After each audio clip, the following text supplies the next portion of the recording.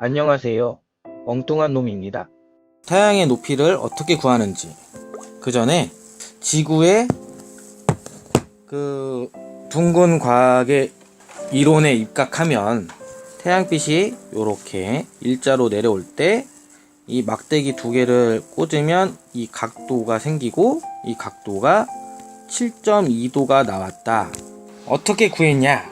그러면 현재 지금 7.2도의 각도를 만들어냈죠. 그리고 평행하다고 가정을 하면 지구 중심에서 요 각이 7.2도다. 여기는 90도겠죠. 직각이니까. 그러면 이 각은 82.8도가 됩니다. 그렇죠. 그리고 여기에서 이 거리가 925km인 거죠. 자, 그러면 알렉산드리아의 남쪽에 위치한 시에네에서 낮의 길이가 가장 긴 하진날, 깊은 우물바다까지 햇빛. 내가 있는 알렉산드리아에서는 하진날 같은 시각에 그림자가 생기는 시에네에서는 그림자가 생기지 않는 걸까? 햇빛은 평행하게 지구 오는데 물기 때문에 이러한 현상이 나타나는군. 우물의 바닥까지 햇볕이 다다른다는 것은 하진날 태양이 시에네에서는 수직을 이룬다는 것이고, 알렉산드리아에 그림자가 생긴다는 것은 태양과 수직을 이루지 않는다는 것이고, 그렇다면 막대기 하나로 지구의 둘레를 계산할 수 있겠어. 먼저 왕에게 전가를 전하는 연락병을 만나서 알렉산드리아에서 시에네까지의 거리를 알아내자. 알렉산드리아에서 시에네까지 거리는 5,000 스타디아입니다. 그리고 하진날 알렉산드리아에서 땅의 수직으로 막대기를 세우자. 이때 막대 끝과 그림자 끝이 이루는 각을 재면 7.2도. 막대 그림자 각도는 시에네와 알렉산드리아 사이의 중심각과 엇각으로 같군. 그럼 7.2도에 해당되는 거리가 5,000 스타디아였으니 360도에 해당되는 거리가 지구 둘레겠구나. 아하! 계산하면 지구 25,000 스타디아이군. 에라토스테네스가 측정한 지구의 둘레는 실제 지구의 둘레 약 4만 킬로미터보다는 크지만 당시의 측정 기술을 고려하면 상당히 정확한 값이다. 자, 같은 방식을 한번 이용해 보겠습니다. 조금 전에 영상에서 과학자가 지구의 둘레를 구했습니다. 그렇죠. 아까 그거는 태양이 이렇게 직선으로 빛을 쏠 때 지구는 둥글고 여기에 막대기를 꽂고 여기에 막대기를 꽂았을 때 이 각도가 7.2도가 생겼다는 얘기였습니다. 그렇죠? 자, 그럼 평평한 지구에서 한번 보겠습니다. 이게 둥근 지구든 평평한 지구든 같은 현상이 일어나겠죠. 예를 들면 지구가 평평하고 여기에 태양이 이렇게 서 있고요. 그렇다면 요 라인에 우물이 이렇게 있어요. 우물이 있는 곳에 막대기를 놓은 거죠. 수직으로 직각. 그리고 이쪽 부분에도 이렇게 막대기를 세우고 요게 925km였다 라는 거죠. 그리고 이렇게 각도가 생겼으면 요건 7.2도입니다. 7.2도. 그러면 여기도 직각이겠죠. 그리고 이쪽 각도는 82.8도가 됩니다. 그렇죠? 82.8도가 되고요. 자, 그러면 저희가 이제 수학 공식 중에 탄젠트라는 게 있습니다. 탄젠트가 있는데, 자, 이 거리 대비 이 거리와 이 각도를 알고 있으면 되는 거죠. 자, 그러면 한번 계산을 해볼게요. 자, 탄젠트 값이 82.8도. 그렇죠? 그러면 탄젠트 값이 82.8도면 약 7.9가 되는 거고요. 요게 키로 밑변의 길이가 지금 925km입니다. 그러면 대략적으로 약 7,322km죠. 자, 그럼 이건 무엇을 의미하느냐? 7,322km라. 요 높이가 7,322km입니다. 아까 제가 영상에서 이 925km로 얘기를 한 거기 때문에 여러분들 좋아하시는 이제 구글 어스에서 얼마나 되는지 그걸 한번 보고 하겠습니다. 다시 일단 이 값은 나왔어요. 탄젠트 값이 82.8도라는 거는 과학에서도 얘기하고 있고, 왜냐면 이 각의 반대 각이기 때문에 이거는 반대 의견이 없으실 거라고 봅니다. 그러면 이 거리가 정확하기만 하면 되잖아요. 요 거리가. 그죠? 그러면 이 높이를 알 수가 있는 거죠. 우리나라의 하지에는 약 76도의 남중 고도를 가지고 있네요. 그러면 거리를 알아야 됩니다. 거리를. 우리나라에서 나오는 각도가 있잖아요. 각도. 이제 남중 고도가 있고요. 그리고 이제 우리나라에서 태양이 하지 때 그 남중 고도가 있잖아요. 남중 고도. 그러면 이 태양이 90도로 지나는, 직각으로 지나는 북회귀선이라는 곳이 있습니다. 북회귀선. 여기서부터 여기까지의 거리가 얼마이냐, 이걸 알면 태양의 높이를 구할 수 있는 거죠. 태양 높이. 지금 구글 어스에서 측정을 해보면 서울에서 북회귀선까지의 거리는 1565km입니다. 이건 이제 구글 어스에서 이렇게 측정을 한 거예요. 그러면 그림상으로만 봐도 대충 요 정도까지가 지금 한 500km 되잖아요. 500km 될까요? 그러면 한 칸, 두 칸, 뭐 세 칸하고 조금 더, 이 정도 되니까 약 1500, 눈대중으로 봐도 이 정도 됩니다. 근데 실질적으로 제가 이렇게 네이버에 검색을 해보니까 1565km가 되네요. 자, 그러면 우리나라의 일단 남중고도, 그러니까 90도일 때 남중고도가, 우리나라에서의 태양을 보는 남중고도는 76도입니다. 76도. 그러면 요걸 가지고 한번 체킹을 해보겠습니다. 1565km 했다는 거, 이거 기억하시고요. 탄젠트 76도는 이렇게 나오고요. 밑변의 길이가 곱하기 1565 였습니다. 그러면 6276이라는 숫자가 나오네요. 요게 바로 태양의 실제 높이가 되겠습니다. 자, 왜 이게 태양의 실제 높이가 돼야 하는지 그것도 한번 보도록 하겠습니다. 지금 조금 전에 말씀드린 것은 여기죠.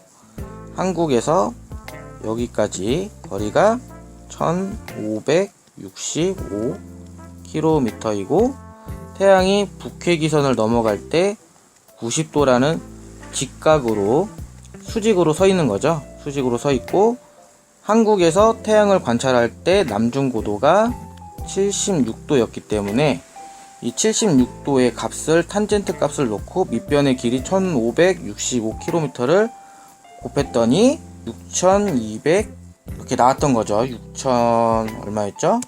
6276km가 나온 겁니다. 자, 태양이 여기 이렇게 떠 있습니다. 태양이 떠 있고, 그리고 땅이 이렇게 있고요. 일단 이 거리가 이제 나왔죠. 6200 약이죠. 약 6000, 대략적으로 6200km 정도 떠 있다고 가정을 해 보겠습니다.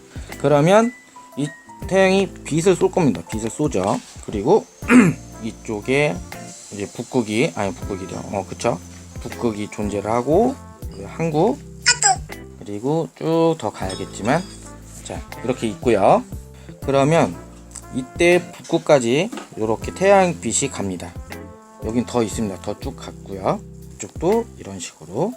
그렇다면은 이 태양의 높이가 어느 정도 있어야지 될까요? 지금 6200km 있으면은 이쪽으로도 비칠 수 있는 한계가 있고, 이쪽으로도 비칠 수 있는 한계가 있겠죠. 만약에 이걸 똑같은 정삼각형으로 본다면은 이쪽도 6200km 이고요. 이쪽도 6200, 최소한 6200km는 돼야 한다는 거죠. 그러면은 이 태양이 비칠 수 있는 공간은 6000일 때 약 12000에서 13000 정도가 되어진다고 지금 보여지는 거죠. 제가 볼 때는 그래요. 그러면은 이 친구가 지금 여기 북회귀선을 지나가고 있잖아요. 북회귀선. 그러면 이 태양은 북회귀선도 갔다가 이쪽 끝에 남해기선도 가잖아요. 남해기선도 가서 남극도 비춰주고 또 이쪽에서 이렇게 또 되겠죠. 그러면 자, 여기가 북극이라면 남극까지의 대략적 지름, 반지름이겠죠. 반지름이 나오는 거죠. 만약에 그냥 10,000km라고 가정을 하면 반지름은 20,000km인 겁니다. 20,000km가 되는 거고요. 그러면 전체적으로 저희 평면 지도가 쭉 있으면 이쪽도 남극, 이쪽도 남극, 정중앙이 북극, 그리고 뭐 여기가 한국. 현재 태양은 여름이니까 뭐 여기 이렇게 떠 있는 거죠. 그리고 요 높이가 궤귀선의 높이는 1200km인 거죠. 그러면 이쪽 방향에 요렇게 또 그리고 남해기선에 있을 때는 또 요렇게. 그래서 북극에서 남극까지 최소한의 20,000km는 있어야 된다.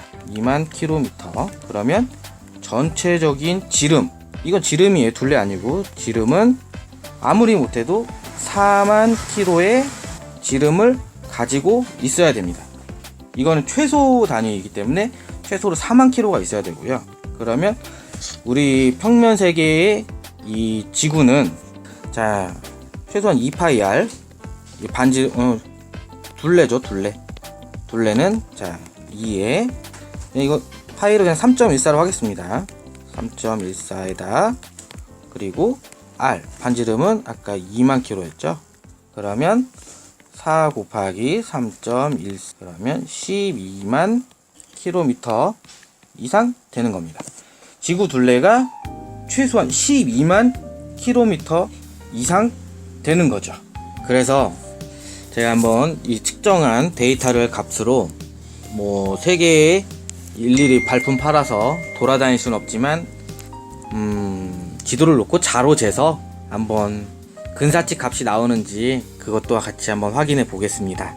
얼마나 근사치 값이 나오는지 한번 측정을 해 보겠습니다. 돌아다닐 수는 없지만 데이터를 놓고 지도를 놓고 자를 측정해서 한번 보겠습니다.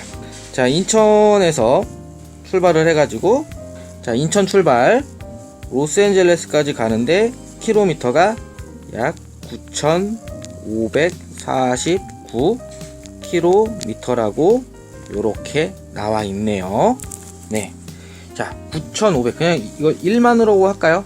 편하게 1만으로 일단 측정을 해보겠습니다. 500km면은 우리나라 땅덩어리 하나네요. 어쨌든 자 그렇다면은 얼마나 될까요? 거리가 자 한국에서 로스앤젤레스 LA까지 거리는 약 6.5cm 되네요. 6.5cm 1만 킬로미터로 가정했을 때 6.5cm입니다. 아까 제가 이제 구한 공식 중에 반지름이 이 북극에서 남극까지의 거리가 약 2만 정도는 될 것이다 라고 얘기를 했잖아요. 자 일단 6.5cm가 나왔는데 1만 킬로 나와 있습니다. 자 그러면 자 이번에는 제가 이거 가지고 또 볼게요. 그러면 북극에서 남극까지의 거리는 2만 킬로가 나오는지 한번 보겠습니다. 여기서 여기까지 아까 1만 킬로일 때 6.5cm였으니까 2만이면은 약 13cm는 최소 나와줘야 된다 라는 거죠. 그러면 현재 어딜까요? 쭉 볼까요? 약 한 14, 13 그 중간쯤 나오죠. 그러면 이 지도는 굉장히 정확한 지도가 될 것 같습니다. 자, 1만 킬로일 때 6.5, 2만 킬로일 때 13cm. 자, 그러면 이 반지름을 전체로 둘렀을 때는 저희 지구가 전체 지름은 4만 킬로가 되겠죠.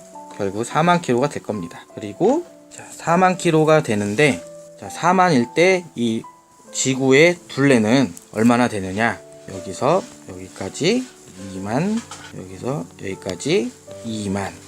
그렇죠? 그러면 4만 곱하기 파이 그리고 그렇죠. 4만 곱하기 파이죠. 2파이 r이기 때문에 그러면 이 r은 2만인 거고요. 그러면 파이를 저희가 그냥 3.14로 계산을 해주면 12만 킬로미터의 둘레를 가지고 있는 겁니다. 그러면 남극을 전부 다 탐험을 하려면 12만 킬로를 돌아야 남극 대탐험이 끝나는 거죠. 오늘 여기까지 하겠습니다.